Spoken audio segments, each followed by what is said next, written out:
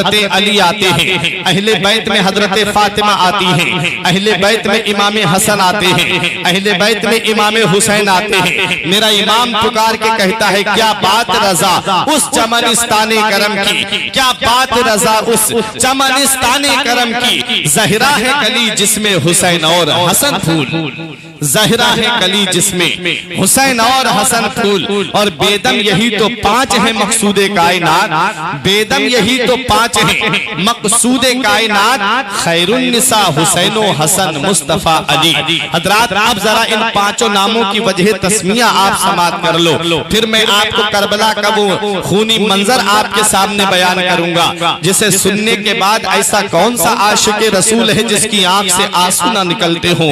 हजरात अली को अली क्यों कहते हैं, फातिमा को फातिमा क्यों कहते हैं, हसन को हसन क्यों कहते हैं, हुसैन को हुसैन क्यों कहते हैं। बहुत तवज्जो आप मेरी तरफ मरकूज कीजिए। कुछ ही देर में आले रसूल की आमद होने वाली है, अभी वक्त ज्यादा नहीं हुआ है। मुझे मालूम है जब ये छोटे छोटे बच्चे आगे बैठते हैं तो वो जलसे के अंदर इंतशार पैदा करते ही हैं। क्यों? क्योंकि कुछ लोग होते हैं जो जलसा सुनने आते हैं और कुछ लोग वो होते हैं कि जो जलसे को खराब करने के लिए आते हैं। कुछ की नीयत ये रहती है कि हम आने वालों को देखने जा रहे हैं कि जलसे में कौन कौन आ रहा है, और कुछ की नीयत ये होती है कि हम जलसे में इमाम हुसैन का फैजान लेने के लिए जा रहे हैं। याद रखो मेरी मोहब्बत में यहाँ पर बैठोगे तो आपको कुछ नहीं मिलेगा, और इमाम हुसैन की मोहब्बत में बैठोगे तो मदीने वाले मुस्तफा का फरमाने आली शान सुनो। नबी इरशाद फरमाते हैं जिसने मेरी आल के साथ में एक नेकी की उसको मैं कयामत के दिन बदला दूंगा। जिसने मेरी आल के साथ एक नेकी की मैं उसको कयामत के दिन बदला दूंगा। बदला क्या है? उसको जन्नत दिलाऊंगा। तो अगर जन्नत चाहिए तो इमाम हुसैन के नाम पे बैठो, अगर कयामत के अजाब से बचना है तो इमाम हुसैन के नाम पे बैठो। क्यों? क्योंकि मदीने वाले मुस्तफा फरमाते हैं मन अहब्बल हुसैना फकत अहब्बनी। जिसने हुसैन से मोहब्बत की उसने मुझसे मोहब्बत की। अभी मोबाइल की स्क्रीन पे फिल्म चलने लगे तो 3 घंटे की फिल्म मेरा भाई बगैर उठे देख लेगा, और जब इमाम हुसैन के जिक्र के सुनने की बात आए तो आधा घंटा हुसैन के जिक्र की महफिल में नहीं बैठेगा।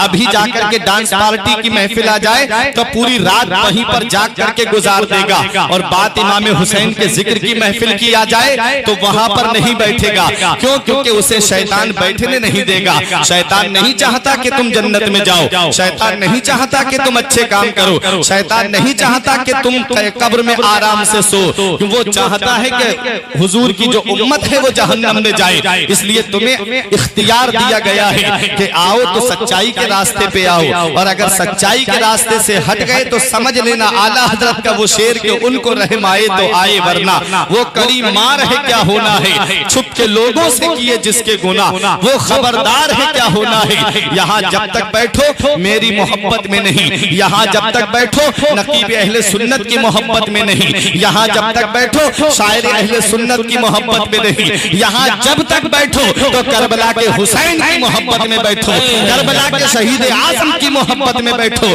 करबला के हुसैन आजम की मोहब्बत में बैठो। आज हुसैन की मोहब्बत में आप यहाँ बैठेंगे, मेरा हुसैन कयामत में नाना जान से कहेगा ऐ नाना जान नहरोसा की सरजमीन पर रात के 12 बजे मेरे नाना ये मेरे गुलाम मेरा जिक्र पाक सुन रहे थे। तो आका फरमाएंगे हुसैन तू मुझसे है मैं तुझसे हूँ। हुसैन जो तेरा जिक्र सुन रहे थे वो मेरा जिक्र सुन रहे थे, इसलिए तेरा जिक्र सुनने के वसीले से मैं इनको जन्नत दिला रहा हूँ। सुभान अल्लाह सुभान अल्लाह। जब तक बैठे आका हुसैन की मोहब्बत में बैठे। अब सुनो पांचों नामों की वजह तस्मिया। मेरे आका हुजूर सल्लल्लाहु अलैहि वसल्लम के नाम पाक के ताल्लुक से आप तकरीर बारहा मस्जिद में इमाम साहब से उलमाए किराम से सुनते रहते हैं, और वक्त भी मेरे पास बहुत कम है क्योंकि आले रसूल की आमद होने वाली है। हजरात अली को अली क्यों कहते हैं? बड़ी काबिल शख्सियतें मिंबर नूर पे तशरीफ फरमा है, इनकी मौजूदगी में बड़ी जिम्मेदारी से बोल रहा हूँ। अली बना है अला यालू से,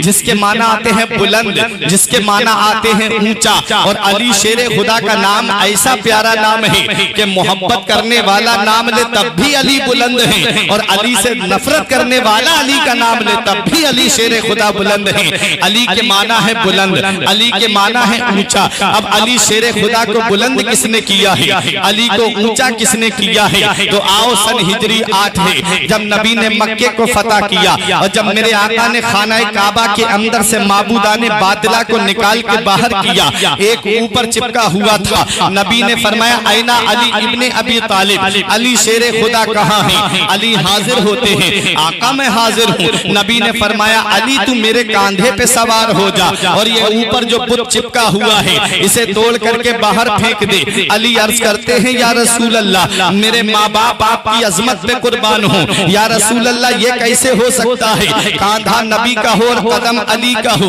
कांधा पैगंबर का हो और कदम उम्मती का हो। या रसूल अल्लाह आप मेरे कांधे पे सवार हो जाइए। मेरे आका ने इरशाद फरमाया अली तू बारे बशरियत तो उठा सकता है, तू बारे इंसानियत तो उठा सकता है, बारे नबुव्वत नहीं उठा सकता। नबी ने अली शेरे खुदा को अपने कांधे पे सवार किया।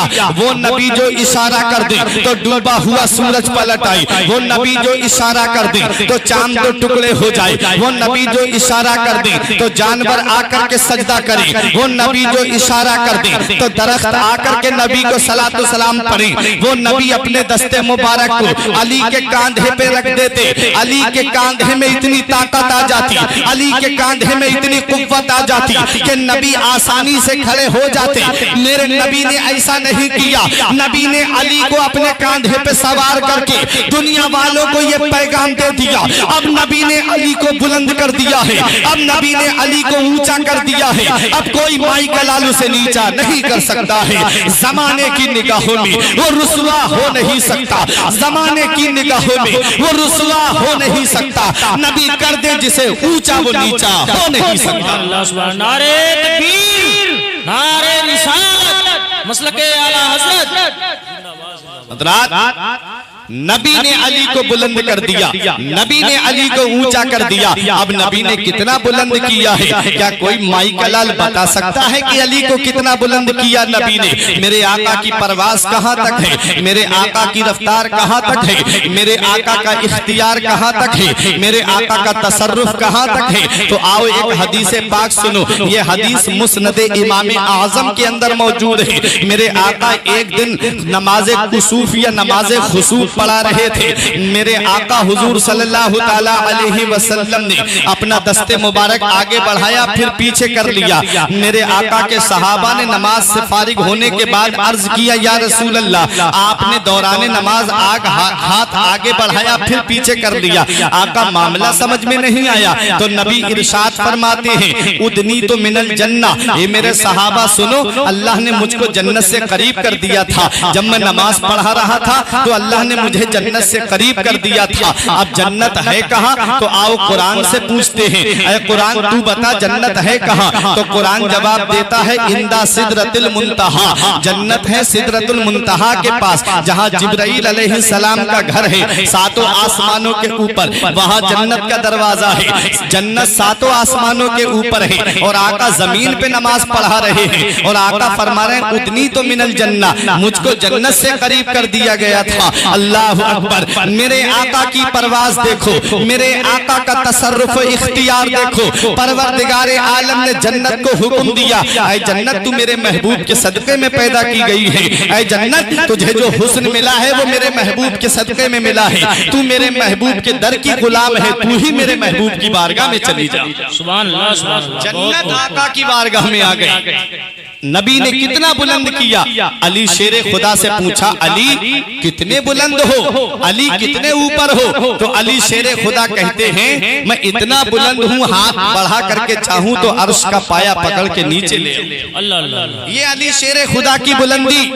और अली शेरे खुदा ऊपर से नीचे आए तो मुस्कुराने लगे। नबी ने फरमाया अली मुस्कुराने की वजह क्या है? अर्ज करते हैं या रसूल अल्लाह, जब कोई ऊपर से नीचे गिरता है तो किसी का हाथ टूटता है, किसी का पैर टूटता है, किसी के सर में चोट लगती है, किसी के जिस्म में चोट लगती है। आका मैं इतने ऊपर से नीचे आ गया, मेरे जिस्म को कुछ नहीं हुआ। तो नबी इरशाद फरमाते हैं अली तुझे कुछ हो भी कैसे सकता था? तुझे चढ़ाने वाला नबियों का सरदार था और तुझे उतारने वाले फरिश्तों के सरदार जिब्राइल अलैहिस्सलाम। ये है अला यालू से बना अली। जिसके माना आते हैं बुलंद, जिसके माना आते हैं ऊंचा। अब दूसरे नाम की वजह तस्मिया आप सुन लो। फातिमा को फातिमा क्यों कहते हैं? फातिमा बना है फतमा यफ्तिमो से, जिसके माना आते हैं रोकने वाली, जिसके माना आते हैं दूर करने वाली। नबी फरमाते मेरे सहाबा तुम जानते हो मैंने अपनी बेटी का नाम फातिमा क्यों रखा है? अर्ज किया अल्लाह व रसूलुहु आलम, अल्लाह और उसका रसूल ज्यादा जानते हैं। नबी ने फरमाया मैंने अपनी बेटी का नाम फातिमा इसलिए रखा है कि जो मेरी बेटी फातिमा से मोहब्बत करता है अल्लाह ताला ने उसको जहन्नम से आजाद कर दिया है। ये दूसरा नाम। अब हसन और हुसैन, अब इन दो नामों का माना सुनिए, फिर उसके बाद ये दोनों हुस्न से बने हैं। हजरात जब इमाम हसन पैदा हुए और इमाम हुसैन पैदा हुए, मौला अली शेर खुदा ने एक बेटे का नाम हमजा और दूसरे बेटे का नाम जाफर रखा। एक रिवायत में हरब नाम सोचा था। हजरात मेरे आका तशरीफ लाते हैं, इरशाद फरमाते हैं अली उमिर तो अन उगय्यरा इस्मा हाज़ैन। नबी ने फरमाया अली अल्लाह ने मुझे हुक्म दिया है कि मैं अपने दोनों नवासों के नाम बदल, अल्लाह ने मुझे हुक्म दिया है कि मैं अपने दोनों नवासों के नाम बदल दूं। मौला अली शेर खुदा अर्ज करते हैं आका आपको इख्तियार है। आका नाम क्या रखा है? जिब्राइल अलैहिस्सलाम हाजिर हुए। जिब्राइल अलैहिस्सलाम ने कहा आका एक बेटे का नाम हसन, दूसरे का नाम हुसैन रखा जाए। ये दोनों नाम मदीने शरीफ में किसी के नाम पे नहीं, मक्के में किसी के नाम पे नहीं, कूफे में किसी के नाम पे नहीं, बसरा में किसी के नाम पे नहीं, पूरी दुनिया में किसी का नाम हसन और हुसैन नहीं। तो फिर ये दोनों नाम आए कहां से? तो सुनो हदीस पाक क्या कहती है। नबी फरमाते अल हसन वल हुसैन इस्मान मिन अस्माए अहलिल जन्नह। हसन और हुसैन ये दोनों जन्नती नाम हैं जो अल्लाह ने जन्नत में छुपा के रखे थे, और जब मेरे नवासे इस दुनिया में आए तो अल्लाह ने वो नाम मेरे नवासों के लिए भेज दिए। वो हुसैन जिनका नाम जन्नत से आ रहा है, वो हुसैन जिनका लिबास जन्नत से आ रहा है, वो हुसैन जिनके लिए खाना जन्नत से आ रहा है। उस हुसैन की अजमत का अंदाजा कौन लगा सकता है? उस हुसैन की शान का अंदाजा कौन लगा सकता है? उस हुसैन के मर्तबे का अंदाजा कौन लगा सकता है? वो हुसैन जिन्हें रसूल खुदा की तस्वीर कहा जाता है, वो हुसैन जिन्हें सिद्दीक की सदाकत का पैकर कहा जाता है, वो हुसैन जिन्हें फारूक आजम अशिद्दाउ अलल कुफ्फार की शमशीर बरहिना कहा जाता है, वो हुसैन जिन्हें रहम करम में ज़ुन्नुरैन जामिउल कुरान का मजहर अतम कहा जाता है, वो हुसैन जिन्हें अली शेर खुदा की शुजाअत के नाम से याद किया जाता है, वो हुसैन जिन्हें कुरान की अजमत का मुहाफिज कहा जाता है, वो हुसैन जिन्हें शरीयत की अजमत का मुहाफिज कहा जाता है, वो हुसैन जिन्हें अली का नूर नजर कहा जाता है, वो हुसैन जिन्हें फातिमा का नूर नजर कहा जाता है, वो हुसैन जिन्हें अली का लख्त जिगर कहा जाता है, वो हुसैन जिन्हें हसन का भाई कहा जाता है, वो हुसैन जिन्हें दुनिया इस्लामी लश्कर का सिपह सालार कहती है। हाँ हाँ वही आका इमाम हुसैन है। जब इमाम हुसैन पैदा हुए तभी से ये मशहूर हो गया था कि ये वो बेटा है जो करबला के मैदान में शहीद किया जाएगा। पूरा मक्का जानता था हुसैन शहीद होंगे, पूरा मदीना जानता था हुसैन शहीद होंगे, सारी दुनिया जानती थी हुसैन मैदान करबला में शहीद होंगे। लेकिन आओ इमाम हुसैन की अजमत सुनो, इमाम हुसैन की शान सुनो। इमाम हुसैन का बचपन बहुत लोग बयान करते हैं। इमाम हुसैन के बचपन के ताल्लुक से आपने मस्जिद के इमाम साहब से भी सुना होगा, दीगर उलमाए किराम से इमाम हुसैन के बचपन के बारे में सुना होगा। लेकिन आज मैं आपको हुसैन की जवानी सुनाता हूँ। मेरे हुसैन की जवानी कैसे गुजरी है, मेरे हुसैन की जवानी का आलम क्या था। तारीख उठा करके देखो, मीर अब्दुल वाहिद बिल गिरामी सबआ सनाबिल शरीफ के अंदर बयान फरमाते हैं आका इमाम हुसैन एक दिन इस हाल में निकले कि आपके सर पे नाना मुस्तफा का अमामा सजा हुआ है और हाथ में अली शेर खुदा की जुल्फिकार है, और आप 400 सहाबाए किराम के झुरमुट में निकले, 400 सहाबाए किराम साथ में हैं। ऐसा लग रहा था जैसे 14वीं का चांद निकला हो हुजरे से। मेरे आका इमाम हुसैन जब बाहर तशरीफ लाए, 400 सहाबाए किराम के झुरमुट में हैं। इमाम हुसैन को देख के एक शख्स ने कहा ये कौन है? तो कहा कि ये इनको नहीं जानता, ये अली शेर खुदा के बेटे हैं, ये हुसैन है, हुसैन इब्ने अली हैं। तो उसकी जुबान से एक जुमला निकला था, वो आराबी था, देहात का रहने वाला था। उसने कहा इनके बाप बड़े खूरेस थे, इनके बाप बड़ा फितना अंगेज थे, इनके बाप बहुत ज्यादा लड़ाकू थे। इतना जुमला कहा था। हजरत अब्दुर्रहमान इब्ने अबू बकर, हजरत अब्दुल्ला इब्ने उमर, हजरत अब्दुल्ला इब्ने जुबैर ने सोचा कि इसको तकलीफ दे जो मौला अली शेर खुदा को गाली दे रहा है। उन्होंने सोचा लाओ इसको मारे जो अली शेर खुदा की शान में गुस्ताखी कर रहा है। आका हुसैन ने इशारे से रोक दिया और उसका हाथ पकड़ करके कहा, ऐ वजीहे अरब, ये बता अगर तू भूखा है तो हम तुझे खाना खिला देते हैं, अगर तू प्यासा है तो बता हम तुझे पानी पिला देते हैं, बता अगर तेरी बीबी रूठ गई है तो हम उसको मना के ला देते हैं, बता अगर तेरे ऊपर सफर की तकान का असर है तो हम तुझे अपनी सवारी दे देते हैं, बता अगर तेरे ऊपर किसी का कर्ज आ रहा है तो हम तेरा कर्जा अदा कर देते हैं। दुनिया वाले हैरत से देख रहे हैं। मैंने आलम तसव्वुर में अर्ज किया है मेरे आका इमाम हुसैन, हमारे यहाँ का उसूल तो ये है, अगर कोई हमारे बाप को गाली देता है तो हम उसे हाथों से मारते हैं, अगर हाथों से बस नहीं चलता तो हम उसको लाठी डंडों से मारते हैं, लाठी डंडों से भी हमारा बस नहीं चलता तो उसके ऊपर FIR दर्ज करा के मुकदमा दर्ज करा के जेल में डलवा देते हैं। मगर वह मेरे हुसैन तेरे सब्र को सलाम, वह मेरे हुसैन तेरे इस्तिकलाल को सलाम, वह मेरे हुसैन तेरे इस्तेहकाम को सलाम। हुसैन के वालिद को गाली दी जा रही है और हुसैन उसे खाना खिलाने की बात कर रहे हैं। हुसैन के वालिद की शान में गुस्ताखी की जा रही है, हुसैन उसे पानी पिलाने की बात कर रहे हैं। सलाम हो हुसैन तेरे सब्र इस्तिकलाल को। मेरे आका इमाम हुसैन ने जब इतना कहा, बता हम तेरा कर्जा अदा कर देते हैं, तो वो हुसैन के कदमों पे गिर के कहता है, ऐ मेरे आका इमाम हुसैन, मुझसे गलती हो गई जो मैंने आपके वालिद की शान में गुस्ताखी की, आका मेरी गलती को माफ कर दीजिए। आका हुसैन ने उसे माफ कर दिया, वो चला जाता है। उसके बाद सुनो सहाबाए किराम ने कहा, हुसैन तुमने इसे माफ क्यों कर दिया? तो आका हुसैन फरमाते हैं, हम बुलंद पहाड़ हैं, हम ऊंचे पहाड़ हैं, किसी के कह देने से नीचे नहीं हो सकते। हमारी अजमत को मदीने वाले मुस्तफा ने बुलंद कर दिया है, हमारी शान को मदीने वाले आका ने बुलंद कर दिया है, अब हमारी शान को कोई घटा नहीं सकता है। जमाने की निगाहों में वो रुसवा हो नहीं सकता, जमाने की निगाहों में वो रुसवा हो नहीं सकता। नबी कर दे जिसे ऊंचा वो नीचा हो नहीं सकता। अल्लाह सुभान, नारे तकबीर, नारे रिसालत, मसलके आला हजरत, मसलके आला हजरत, नारे तकबीर, नारे रिसालत। और जवानी का वाकया सुने आका हुसैन की, बचपन बहुत सुना होगा, आओ जवानी सुनो इमाम हुसैन की। इमाम हुसैन के पड़ोस में एक यहूदी का मकान था। यहूदी कूड़ा उठाता हुसैन के घर में डाल देता, गंदगी उठाता इमाम हुसैन के घर में डाल देता। मेरे आका इमाम हुसैन उससे कुछ नहीं कहते, कूड़ा उठाते बाहर फेंक देते। एक दिन यहूदी की बीबी ने कहा, तुझे शर्म नहीं आती, तुझे हया नहीं आती?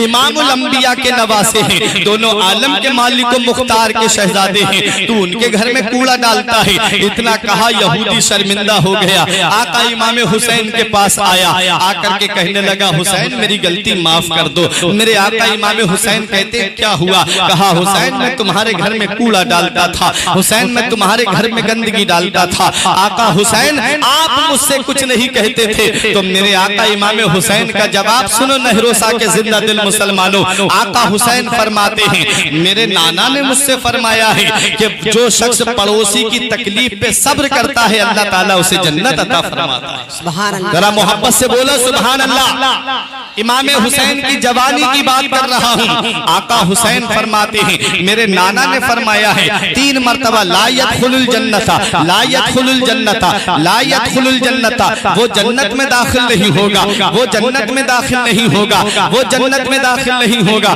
सहाबा ने अर्ज किया, कौन जन्नत में दाखिल नहीं होगा? नबी इरशाद फरमाते हैं, जो अपने पड़ोसी को सताता होगा वो जन्नत में दाखिल नहीं होगा, जो अपने पड़ोसी पे जुल्म करता होगा वो जन्नत में दाखिल नहीं होगा। अब सुनो नहरोसा वालों, पड़ोसी 3 तरह के होते हैं, ये उलमाए किराम जानते हैं। पड़ोसी 3 तरह के होते हैं, एक वो जो मुसलमान हो रिश्तेदार हो, दूसरा वो पड़ोसी जो मुसलमान हो रिश्तेदार ना हो, तीसरा वो पड़ोसी ना मुसलमान हो ना रिश्तेदार हो, यानी गैर मुस्लिम हो। तो सुनो सुनो, खाना खिलाने के मामले में हमारी शरीयत हमें ये पैगाम देती है, हमारा इस्लाम हमें ये पैगाम देता है, हमारा मजहब हमें ये दर्श देता है। अगर पड़ोसी गैर मुस्लिम भी है, मुसलमान नहीं गैर मुस्लिम है, और उसके घर में खाना नहीं बना है और उसके बच्चे भूखे लेटे हैं, तो हमारा इस्लाम हमें ये पैगाम देता है कि उस पड़ोसी के घर में खाना पहुंचा दो, उसके घर में खाना पहुंचाओ। ये हमारा मजहब हमें पैगाम देता है।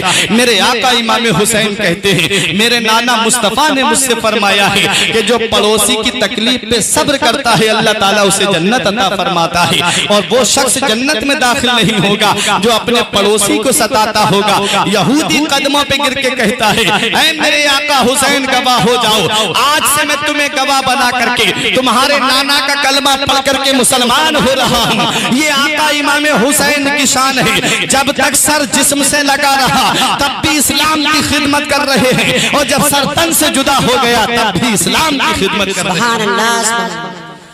बढ़ती चली गई आका हुसैन की उम्र शरीफ, और जब आका हुसैन 56 साल के करीब पहुंचे तो आका हुसैन मदीने शरीफ में तशरीफ फरमा थे। आका इमाम हुसैन के ताल्लुक से बचपन में ही मशहूर हो गया था कि हुसैन मैदान करबला में शहीद होंगे। और सुनो, एक जानू पे मेरे आका के शहजादे इब्राहिम बैठे थे और दूसरे जानू पे मेरे आका के नवासे इमाम हुसैन बैठे थे। और जिब्राइल अलैहिस्सलाम ने आकर के अर्ज किया था, आका इन दो अमानतों में से अल्लाह एक अमानत को वापस लेना चाहता है, इख्तियार आपको दिया है, चाहे बेटे को रोक लो चाहे नवासे को रोक लो। तो आका ने अपने नवासे को रोका। मेरे आका ने सोचा अगर मेरा बेटा इंतकाल कर जाएगा तो सिर्फ मुझे तकलीफ होगी, और अगर मेरा नवासा इंतकाल कर गया तो मुझे तकलीफ होगी, अली को तकलीफ होगी, फातिमा को तकलीफ होगी, हसन को तकलीफ होगी। जिब्राइल मुझे मेरा नवासा प्यारा है। 2-3 दिन के बाद में हजरत अब्दुल्ला का इंतकाल हो जाता है। हजरात वक्त गुजरता चला गया, यही आका इमाम हुसैन है। उम्र शरीफ बढ़ती रही। हजरत अबू बकर सिद्दीक ने कहा, हुसैन नबी ने अपना लाडला बेटा दे के तुझे बचाया है। उमर फारूक आजम ने कहा, हुसैन नबी ने अपना नूरे नजर दे के तुझे बचाया है। उस्मान गनी ने कहा, हुसैन नबी ने अपना शहजादा दे के तुझे बचाया है। हजरत अली ने कहा, हुसैन नबी ने अपना लाडला बेटा दे के तुझे बचाया है। हजरत हसन ने कहा, भाई हुसैन हमारे नाना ने हमारा मामू दे के तुझे बचाया है। हजरत फातिमा ने कहा, बेटा हुसैन मेरे बाबा ने मेरा भाई दे करके तुझे बचाया है। अब जब सन हिजरी 60 आती है, इमाम हुसैन रजी अल्लाह ताला अन्हु मदीने शरीफ में अपने घर में है। रात का एक हिस्सा गुजर चुका है। आया कासिद, दरवाजा खटखटाया। इमाम हुसैन ने दरवाजा खोला, कहा अभी अभी आपको गवर्नर हाउस में बुलाया गया है। उस वक्त जो मदीने शरीफ के गवर्नर थे उनका नाम वलीद इब्ने उतबा था, और कूफे के गवर्नर का नाम नोमान इब्ने बशीर था, और बसरे के गवर्नर का नाम इब्ने जियाद था। इमाम हुसैन सोच में पड़ गए, आधी रात में मुझे क्यों बुलाया है? कोई जरूरी बात है इसलिए मुझे बुलाया गया है। इमाम हुसैन के साथी बोले, हम भी आपके साथ चलेंगे। वो दरवाजे पे खड़े रहे। आका हुसैन अंदर पहुंचे, वहां पर मरवान बैठा हुआ था। वलीद ने इमाम हुसैन से कहा, हुसैन अमीर मुआविया का विसाल हो गया है। हजरत अमीर मुआविया सहाबी रसूल हैं, कातिबे वही है, सारी उम्मत के मामू हैं। हजरत इकरामी इमाम हुसैन ने जब इतना सुना तो इन्ना लिल्लाहि व इन्ना इलैहि राजिऊन पढ़ा। उसके बाद में इमाम हुसैन से कहा, हुसैन यजीद की तरफ से ये खत आया है और इसमें लिखा है कि हुसैन से कहो कि वो मेरी बैअत कबूल करे। आका हुसैन यजीद के फिस्को फुजूर के बारे में जानते थे। मेरे आका हुसैन जानते थे कि यजीद शराब भी पीता है। आका हुसैन जानते थे कि यजीद जानी है। आका हुसैन जानते थे कि यजीद जो है वो राग बाजों का रसिया है। आका हुसैन जानते थे कि यजीद जो है रक्कासा का डांस देखता है। सारे मामलात इमाम हुसैन की निगाहों के सामने थे। मेरे आका हुसैन ने फरमाया, जिस तरह बैअत का तरीका है उस तरीके से बैअत ली जाए। जैसे अबू बकर सिद्दीक खलीफा बने, जैसे उमर फारूक आजम खलीफा बने, जैसे उस्मान गनी खलीफा बने, उस तरीके से खलीफा बनाने के लिए कहा जाए। होता क्या था, जुमे के दिन ऐलान किया जाता था, बताओ लोगों किसको खलीफा बनाना चाहते हो। तो जिस पर सब लोगों का इत्तिफाक हो जाता था उसे खलीफा बनाया जाता था। आका हुसैन हुसैन ने कहा मेरे जैसी शख्सियत छुप के किसी की बैअत नहीं करेगी, जो भी मामला है वो मस्जिद में रखिए, जो भी मामलात हैं सब लोगों के सामने रखिए। ये कह के इमाम हुसैन चलने लगे तो मरवान ने कहा जाने मत दो हुसैन को, अभी बैअत ले लो वरना बैअत नहीं ले पाओगे, अभी बैअत करते हैं तो ठीक है वरना हुसैन के सर को तन से जुदा कर दो। हुसैन ने तलवार निकाल के कहा तू हमारे कत्ल की बात करता है मरवान, तुझे हमारी ताकत का अंदाजा नहीं है, तुझे हमारे पावर का अंदाजा नहीं है, तुझे हमारी कुव्वत का अंदाजा नहीं है। इमाम हुसैन ये कह के वहां से निकल गए। अब आका हुसैन ने सोच लिया अब मदीने में रहना बेहतर नहीं है, मैंने यजीद की बैअत नहीं की है, मैंने यजीद की सपोर्ट नहीं की है, अब यजीद मेरे खिलाफ लश्कर भेजेगा, कहीं ऐसा ना हो नाना के मुकद्दस मदीने में खून की नदियां बह जाएं, कहीं ऐसा ना हो कि नाना के मुकद्दस मदीने में खून की नालियां बह जाएं। मेरे आका हुसैन ने मदीना छोड़ने का इरादा कर लिया। अब आका हुसैन अपने घर पे तशरीफ लाते हैं। आका हुसैन फरमाते हैं ऐ बेटी सकीना तुम भी आ जाओ, बहन ज़ैनब तुम भी आ जाओ, उम्मे लैला तुम भी आ जाओ, शहर बानो तुम भी आ जाओ, बेटा अली अकबर तुम भी आ जाओ, बेटा कासिम तुम भी आ जाओ।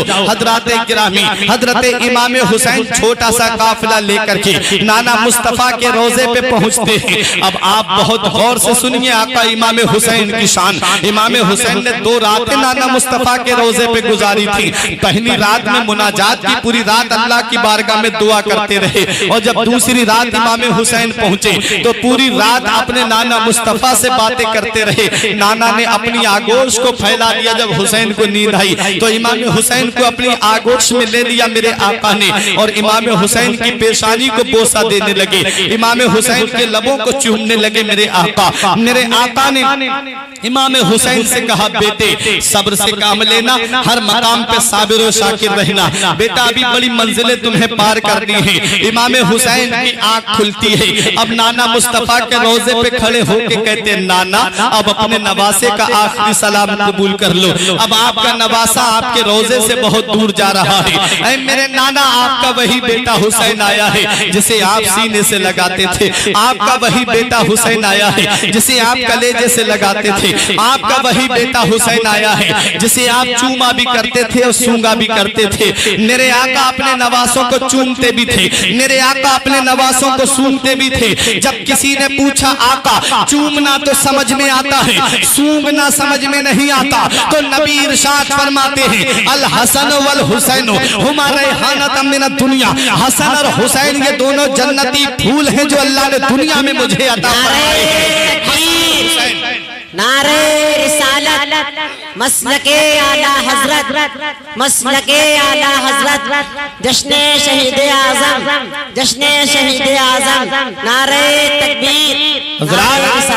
नबी फरमाते हैं हसन और हुसैन दोनों जन्नती फूल हैं जो अल्लाह ने मुझे दुनिया में अता फरमाए हैं। ऐ नहरोसा वालों मुझे बताओ फूल की कैफियत क्या होती है, फूल की कैपेसिटी क्या होती है, फूल की हालत क्या होती है। फूल नहरोसा में खिले सुबह को खिलेगा शाम को मुरझा जाएगा, फूल पलिया में खिले सुबह को खिलेगा शाम को मुरझा जाएगा, फूल पीलीभीत की सरजमीन पे खिले सुबह को खिलेगा शाम को मुरझा जाएगा, फूल बरेली की सरजमीन पे खिले सुबह को खिलेगा शाम को मुरझा जाएगा, फूल हिंदुस्तान की सरजमीन पे खिले सुबह को खिलेगा शाम को मुरझा जाएगा, फूल अमेरिका की सरजमीन पे खिले सुबह को खिलेगा शाम को मुरझा जाएगा।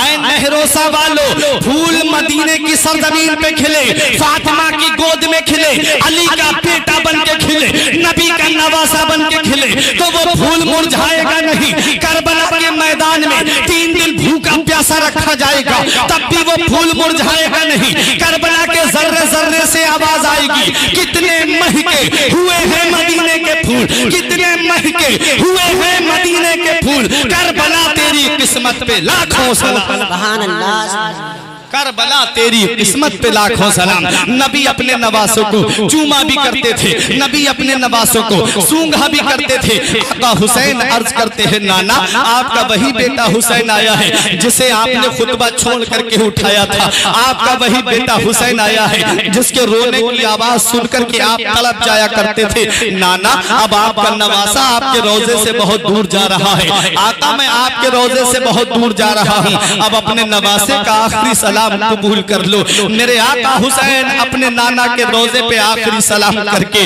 अपनी माँ फातिमा के मजार पे तशरीफ लाते हैं। ऐ प्यारे मुसलमानों, हदीस तो ये कहती है कि जब कब्रिस्तान में कोई इंसान अपने माँ बाप की कब्र पे जाता है तो माँ बाप अपनी औलाद को पहचानते भी हैं और औलाद सलाम करती है तो माँ बाप अपनी औलाद के सलाम का जवाब भी देते हैं। तो वो फातिमा तो ज़हरा रज़ी अल्लाह ताला अन्हा जो तमाम जन्नती औरतों की सरदार हैं, जब उनका बेटा अपनी माँ के मजार पे आया होगा और जब अम्मी से कहा होगा, ए अम्मी आपका वही बेटा हुसैन आया है जिसे बुखार आता था तो तुम मन्नतों के रोजे रखती थी, अम्मी आपका वही बेटा हुसैन आया है जिसके लिए तुम सदका दिया करती थी, अम्मी आपका वही बेटा हुसैन आया है जिसे कोई तकलीफ होती थी तो तुम तड़प जाया करती थी, अम्मी हमने कपड़े मांगे तो जिब्राइल आपकी दुआ पे जन्नत से कपड़े लेकर के आ गए। ऐ अम्मी जान, अब आपका वही बेटा हुसैन आपके रोजे से बहुत दूर जा रहा है, अपने बेटे का आखिरी सलाम कबूल कर लो। मेरा आका इमाम हुसैन अपनी माँ फातिमा के मजार पे आखिरी सलाम करके अपने भाई इमाम हसन के मजार पे आते हैं और कहते हैं, भाई हसन आपका वही भाई हुसैन आया है जिसका हाथ पकड़ के तुम मदीने की गलियों में चलते रहे, जिसका हाथ पकड़ करके तुमने हमेशा अपने साथ में रखा, अब अपने भाई का आखिरी सलाम कबूल कर लो। अब आपका भाई आपसे बहुत दूर जा रहा है। मेरे आका इमाम हुसैन सलाम करके अपने भाई के मजार से अब आते हैं। छोटा सा काफिला है मेरे आका इमाम हुसैन का। जब मदीने शरीफ से बाहर निकले तो मुड़ मुड़ के नाना के रोजे की तरफ देख रहे थे, मुड़ मुड़ के गुंबदे खजरा की तरफ देख रहे थे। नहरोजा के जिंदा दिल मुसलमानों, मैं आपको बड़े करीब से इमाम हुसैन की अजमत दिखा दूं। उलमाए किराम बैठे हैं, इनकी दुआएं लेकर के आपके यहाँ पर कुछ लोग वो होंगे जिन्होंने हज किया होगा। आप उन हाजी साहब को अपने पास में बिठाना, उनका हाथ अपने हाथ में लेकर के कहना, हाजी साहब एक बात हमें बता दो, हमने मौलाना से तकरीर में सुना था, मैं कह रहा हूँ हाजी जब तक मक्के में रहता है उसे घर की भी याद आती है, हाजी जब तक मक्के में रहता है उसे प्रॉपर्टी की भी याद आती है, हाजी जब तक मक्के में रहता है उसे जमीन जायदाद की याद आती है, उसे अपने कारोबार की भी याद आती है। और जब वही हाजी मदीने शरीफ में पहुंचता है, नबी का आशिक जब मदीने में पहुंचता है, नबी का दीवाना जब मदीने में पहुंचता है, नबी से मोहब्बत करने वाला जब मदीने में पहुंचता है और जब नबी के रोजे पे एक बार हाजिरी देता है तो फिर नबी की मोहब्बत में ऐसा सरशार हो जाता है कि 8 दिन उसको पता नहीं चलता कब गुजर गए। इस वक्त जो वहाँ की हुकूमत है, गवर्नमेंट है, वो 8 दिन से ज्यादा मदीने में हाजी को ठहरने नहीं देती।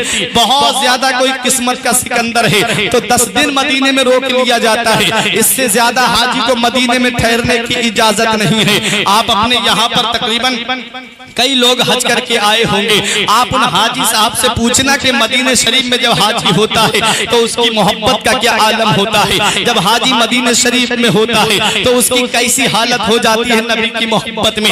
हजरात, हम किताबों में देख करके बताते हैं, हमने जो कैफियत सुनी है उलमाए किराम की जुबानी और जो नबी के आशिक मदीना देख करके आते हैं वो बयान करते हैं मदीने की हालत, वो हम आपको बताते हैं। हाजी जब मदीने शरीफ में होता है, सुबह को जाता है फजर की नमाज के बाद में तो पढ़ता है मुस्तफा जाने रहमत पे लाखों सलाम, शम्ए बज़्म हिदायत पे लाखों सलाम, जोहर में पढ़ता है काबे के बद्रुद्दुजा तुम पे करोड़ों दुरूद, तैबा के शम्सुद्दुहा तुम पे करोड़ों दुरूद। ईशा की नमाज पढ़ के हाजिरी देता है तो पढ़ता है या नबी सलाम अलैका, या रसूल सलाम अलैका, या हबीब सलाम अलैका, नबी की बारगाह में सलाम पढ़ता रहता है।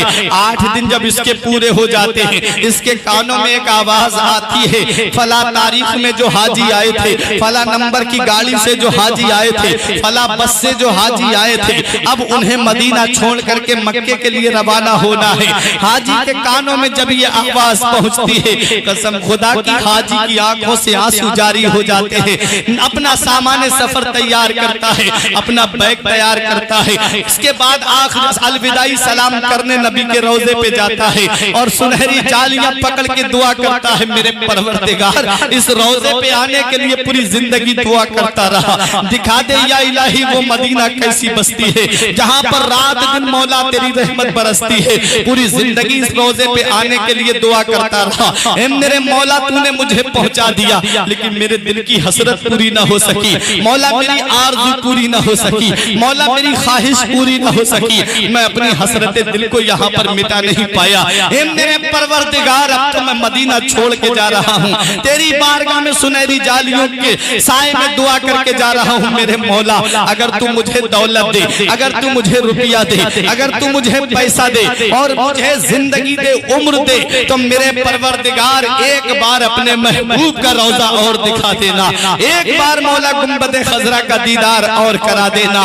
ये दुआ करके हाजी वहां से वापस होता है, अपना सामान सफर उठाता है, तैयार करता है, अपनी सवारी में आकर के बैठता है। आप हाजी से पूछ लेना, जब तक मस्जिद नबवी के मीनार नजर आते हैं, मुड़ मुड़ के हाजी मस्जिद नबवी के मीनार देखता है, मुड़ मुड़ के गुंबद खजरा को देखता है और आंखों से आंसुओं का सैलाब रोके नहीं रुकता है। अर्श पे नूरे मुस्तफा देखा, आईना पेशे आईना देखा, अर्श पे नूरे मुस्तफा देखा, आईना पेशे आईना देखा। जब हुई रुखसती मदीने से हमने मुड़ मुड़ के रास्ता देखा। और तैबा से लौटना किसी आशिक से पूछिए, तैबा से लौटना किसी आशिक से पूछिए, ऐसा लगा कि रूह बदन से निकल गई, ऐसा लगा कि रूह बदन से निकल गई। और अल्लामा हसन फरमाते, मर के जीते हैं जो जाते हैं मदीना ऐ हसन, मर के जीते हैं जो जाते हैं मदीना ऐ हसन, और जी के मरते हैं जो आते हैं मदीना छोड़कर। अल्लाह अकबर। हाजी जब मदीने से वापस होता है तो आंखों से आंसू जारी हो जाते हैं। ये 8 दिन मदीने में रहने वाले हाजी की हालत बता रहा हूँ, 8 दिन मदीने में गुजारने वाले हाजी की कैफियत बता रहा हूँ। 8 दिन इसकी जमीन मदीने में नहीं है, इसकी प्रॉपर्टी मदीने में नहीं है, इसका कारोबार मदीने में नहीं है, इसका घर बार मदीने में नहीं है। ये हाजी जब मदीने से वापस होता है तो आंखों से आंसुओं का सैलाब रोके नहीं रुकता है। तो सोचो प्यारे मुसलमानों, वो हुसैन जिसने बचपन मदीने में गुजारा, वो हुसैन जिसने जवानी मदीने में गुजारी, वो हुसैन जिसने 56 साल की उम्र मदीने में गुजारी, जब 8 दिन मदीने में रहने वाला हाजी मदीना छोड़ता है तो आंखों से आंसुओं का सैलाब जारी हो जाता है। मेरा हुसैन तो 56 साल की उम्र मदीने में गुजार के आया है, नाना का रोजा छूट रहा है। कैसी बीतती होगी मेरे आका हुसैन के दिल पर, नाना का गुंबद खजरा छूट रहा है। कैसा लग रहा होगा मेरे आका हुसैन को, नाना का मुकद्दस रोजा छूट रहा है। कैसा लग रहा होगा मेरे आका हुसैन को। प्यारे मुसलमानों, वो मदीना हुसैन से छूट रहा है जिसके बारे में मेरा इमाम पुकार के कहता है, तैबा में मर के ठंडे चले जाओ आंखें बंद, सीधी सड़क ये शहरे शफाअत नगर की है। वो मदीना हुसैन से छूट रहा है जिसके बारे में मुफ्ती आजम फरमाते हैं, पयाम लेके जो आई सबा मदीने से, मरीज इश्क की लाई दवा मदीने से, तमाम शाहो गदा पल रहे हैं उस दर से, मिली जहान को रोजी सदा मदीने से। वो मदीना हुसैन से छूट रहा है जिसके बारे में अल्लामा हसन कहते हैं, न हो आराम जिस बीमार को सारे जमाने से, उठा ले जाए थोड़ी खाक उनके आस्ताने से। वो मदीना हुसैन से छूट रहा है जिसके बारे में ताजुश शरिया फरमाते हैं, मदीना ऐसा गुलशन है जो हर गुलशन की जीनत है, बहारे बागे जन्नत भी मदीना की बदौलत है। मदीना छोड़कर जन्नत में कोई जा नहीं सकता, मदीने से मोहब्बत है तो जन्नत की जमानत है। वो मदीना हुसैन से छूट रहा है, वो मदीना जो कौनैन का ताज है, जिसका दीदार मोमिन की मेराज है। जिंदगी में खुदा हर मुसलमान को वो मदीना दिखा दे तो क्या बात है। वो मदीना हुसैन से छूट रहा है। तजल्लियों की अजब है फिजा मदीने में, निगाहे शौक की है इंतहा मदीने में, गमे हयात न खौफे कजा मदीने में, बराहे रास्त है राहे खुदा मदीने में। वो मदीना हुसैन से छूट रहा है। मेरे आका हुसैन जब मदीने शरीफ से बाहर निकले, हजरत ज़ैनब ने कहा, ए मेरे भाई आप मुड़ मुड़ के क्या देख रहे हैं, मेरे भाई आप मुड़ मुड़ के किस चीज को देख रहे हैं। तो मेरा हुसैन जवाब देता है, ऐ मेरी प्यारी बहन ज़ैनब, जिसे दुनिया में कहीं चैन नहीं मिलता, जिसे दुनिया में कहीं राहत नहीं मिलती, जिसे दुनिया में कहीं आराम नहीं मिलता, जिसे दुनिया में कहीं सुकून नहीं मिलता, उसे चैन हमारे नाना के मदीने में मिलता है, उसे सुकून हमारे नाना के मदीने में मिलता है, उसे आराम हमारे नाना के मदीने में मिलता है, उसे राहत हमारे नाना के मदीने में मिलती है। आज वही मदीना हुसैन से छूट रहा है। शहरे रसूले पाक का जीना उदास है, शहरे रसूले पाक का जीना उदास है। करबल चले हुसैन मदीना उदास है, बानों ने शह से अर्ज की नाना दुहाई है, जाता है दूर दर से नवासा उदास है। नारे तकबीर, नारे रिसालत, मसलके आला हजरत, मसलके आला हजरत, जश्न शहीद आज़म, जश्न शहीद आज़म, नारे तकबीर, नारे रिसालत। तो मेरे आका इमाम हुसैन मदीना शरीफ छोड़ते हैं, मक्के आ जाते हैं। इस्लाम कैसा प्यारा मजहब है। जब इस इस्लाम को फैलाना हुआ तो हुसैन के नाना ने मक्का छोड़ा, मदीने आ गए। और जब इस इस्लाम को बचाने की बात आई है तो हुसैन ने मदीना छोड़ दिया है, मक्के में आ गए हैं। 4 महीने कुछ दिन हुसैन मक्के में रहे। और जब दुनिया के कोने कोने का हाजी मक्के में हज करने के लिए हाजिर था, नमी जिलहिज्जा को मेरे आका हुसैन ने मक्का छोड़ा और करबला के लिए रवाना हो गए मेरे आका हुसैन। तारीख में मिलता है किसी ने कहा 150 खत आए थे, किसी ने कहा 1000 खत आए थे। आज के दौर में मैं आपको बता दूं तकरीबन इतने खत आए थे कि कई गठरियों में बांधे गए थे। अल्लाह अकबर। ये आका इमाम हुसैन रजी अल्लाह ताला अन्हु हैं। ऐसी दर्द भरी बातें कूफे वालों ने लिख करके भेजी थी कि अगर पत्थर दिल भी होता तो पिघल जाता। ऐसी ऐसी दर्द भरी बातें। लेकिन हजरत अब्दुल्ला इब्ने उमर, अब्दुल रहमान इब्ने अबू बकर, अब्दुल्ला इब्ने जुबैर ने कहा था कूफे मत जाना, कूफे वाले वफादार नहीं हैं। उन्होंने तुम्हारे वालिद के साथ गद्दारी की है, उन्होंने तुम्हारे भाई इमाम हसन के साथ गद्दारी की है। हुसैन कूफे मत जाना। एक खत का मजमून मैं तुम्हें पढ़ के सुनाता हूँ। कूफे वालों की तरफ से जो खत आए थे, एक खत में क्या लिखा था? हुसैन हमारा कोई अमीर नहीं है, हुसैन हमारा कोई रहनुमा नहीं है, हुसैन हमारा कोई पीर नहीं है। हुसैन इससे पहले हम तुम्हारे वालिद के साथ थे, फिर उसके बाद आपके भाई के साथ थे। हुसैन तुम आ जाओ हमारे पास कूफे में, हम तुम्हारे साथ रहेंगे। हुसैन हम तुम्हारे हाथ पे बैत करेंगे। हुसैन हम तुम्हारी सपोर्ट करेंगे। हुसैन हम तुम्हारा साथ देंगे। अगर तुम हमारे यहाँ नहीं आए कूफे में और हमने यजीद की बैत कर ली तो कयामत के दिन तुम्हारे नाना ने हमसे पूछा कि तुमने फासिक व फाजिर के हाथ में हाथ क्यों दिया, तो हम कयामत के दिन हुसैन तुम्हें तुम्हारे नाना के सामने खड़ा करके कह देंगे हुसैन को हम बुलाते रहे, हुसैन हमारे पास नहीं आए। ये खत ऐसे ऐसे खत कूफे वालों की तरफ से आए थे। मेरे आका इमाम हुसैन ने अपने भाई हजरत मुस्लिम इब्ने अकील को भेजा, उनके साथ में उनके छोटे छोटे बच्चे थे। ये गए और कूफे वालों ने इनके साथ में क्या सुलूक किया। पहले दिन 17,000 लोगों ने हाथ पे बैत की और फिर 40,000 लोग इमाम मुस्लिम के हाथ पे बैत हो गए थे। 40,000 बहुत माना रखते हैं। 40,000 लोगों ने इमाम मुस्लिम के हाथ पे बैत कर ली। इधर यजीद के चाहने वालों ने यजीद को खत लिख दिया, कूफा तेरे हाथ से निकलने वाला है। अब कूफे के जो नोमान इब्ने बशीर गवर्नर हैं वो हुसैन के भाई के साथ बड़ा नरमी से पेश आ रहे हैं, कुछ कर वरना कूफा तेरे हाथ से निकल जाएगा। और हुसैन कूफे में आ गए और उनके हाथ पे कूफे वालों ने बैत कर ली तो तेरी हुकूमत खतरे में पड़ जाएगी। यजीद ने फौरन इब्ने जियाद को खत लिखा और कहा नोमान इब्ने बशीर को माजूल कर दो और कूफे और बसरे दोनों के गवर्नर तुम बन जाओ। इब्ने जियाद रात के अंधेरे में आया, आने के बाद में सीधा दारुल खिलाफा के अंदर गया। जाकर के गवर्नर हाउस के अंदर जाकर के लोगों ने कहा कि ये कौन था जो चेहरे पे नकाब डाल के आया। ऊपर चढ़ करके कहता है ऐ कूफे वालों मुझे पहचान लो, मैं इब्ने जियाद हूँ। इतना सुनना था कूफे वाले डर गए। बोला अगर किसी को अपनी बीवी बेवा कराना है, अगर किसी को अपने बच्चे यतीम कराना है, अगर किसी को अपने जिस्म पे सर भारी लग रहा है तो वो हुसैन के भाई की बैत करे, वरना बच्चे यतीम हो जाएंगे, बीबी बेवा हो जाएगी। इतना कहा था। इमाम मुस्लिम मगरिब की नमाज पढ़ाने के लिए खड़े हुए दूसरे दिन। तो सुनो प्यारे मुसलमानों, कुछ लोगों ने नियत बांधनी, कुछ हाथ छोड़ के खड़े रहे। बराबर वाले ने पूछा तूने नियत क्यों नहीं बांधी? तो कहा अगर किसी ने देख लिया और इब्ने जियाद से कह दिया कि हुसैन के भाई के पीछे ये लोग खड़े थे तो हम बिला वजह मारे जाएंगे। अल्लाह अकबर। वो कूफे वाले जिन्होंने खत दे करके बुलाया था, वो कूफे वाले जिन्होंने इमाम हुसैन को खत में दर्द भरी बातें लिख करके भेजी थी।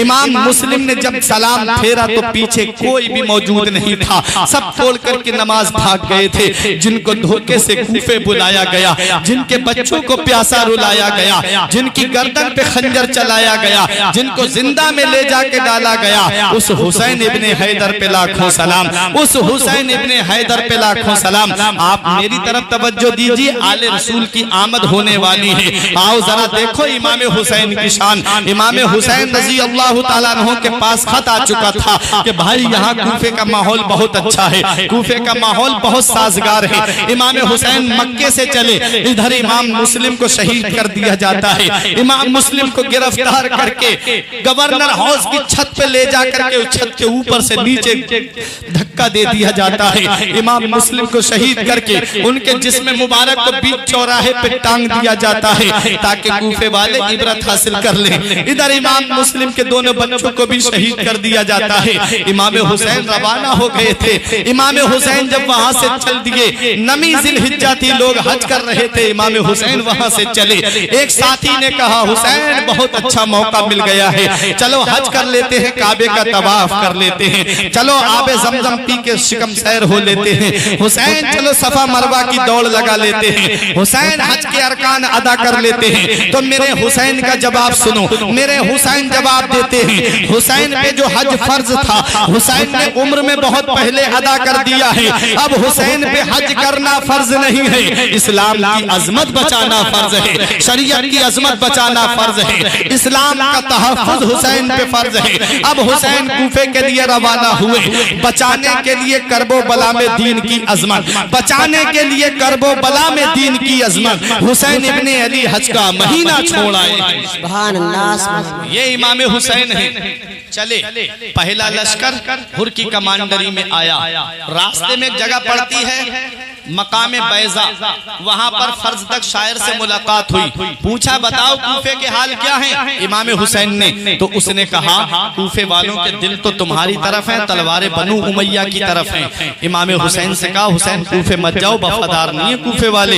इमाम हुसैन वहां से चलने लगे तो कहा कि हुसैन एक बात और बता देता हूँ, तुम्हारे भाई मुस्लिम इब्ने अकील को शहीद कर दिया गया है, उनके दोनों बच्चों को भी कूफे में शहीद कर दिया है, हुसैन यहीं से वापस हो जाओ।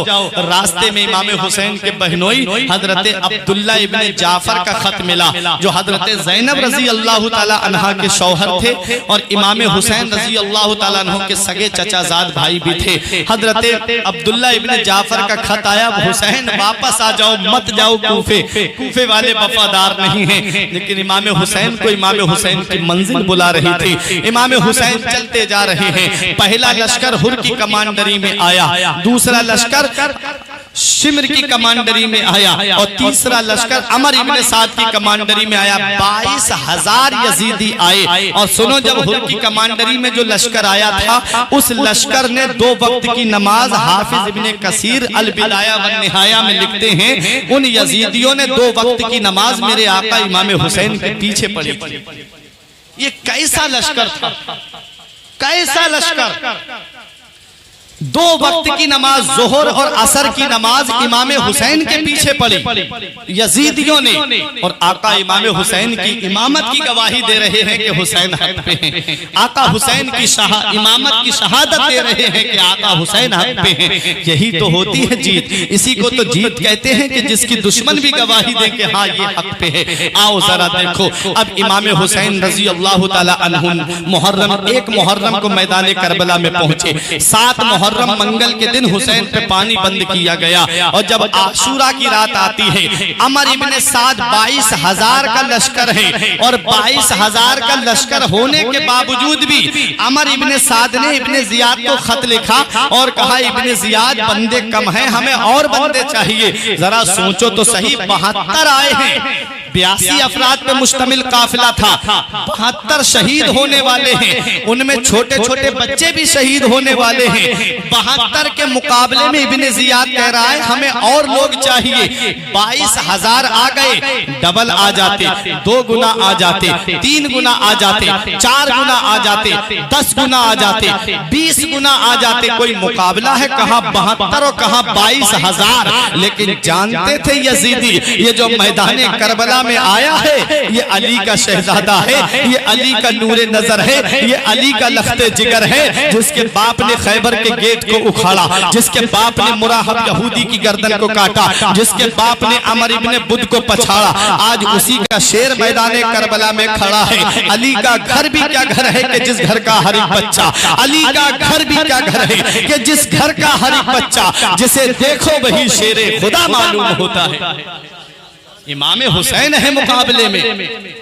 इब्ने जियाद के पास भेजा, बंदे और चाहिए, लोग कम लग रहे हैं, 22,000 भी कम लग रहे थे उनको 72 के मुकाबले में। अल्लाह अकबर। 9 मुहर्रम आशूरा की रात आती है। अमर इब्ने साद ने कहा हुसैन 2 बातों में फैसला करो, या तो जंग करने के लिए तैयार हो जाओ या यजीद की बैअत करो। मेरा हुसैन फरमाता है अगर यजीद की बैअत करना होती तो हुसैन मदीने जैसी सरजमीन को छोड़ के नहीं आता। अगर यजीद की बैअत करना होती तो हुसैन मक्के जैसी सरजमीन को, अमन वाली सरजमीन को छोड़ के नहीं आता।